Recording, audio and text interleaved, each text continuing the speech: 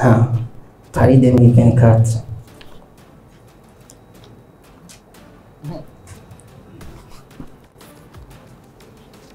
Paris 2024. Hasigaye imyaka 3. Uno munsi ndi ngaha kuko nasanzwe mfise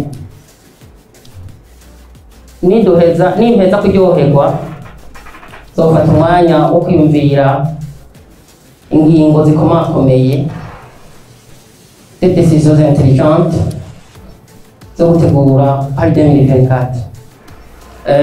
Ibi nashitseko ni intango, mfise indoto zikuze guhera mu mwaka uza gushika 2024.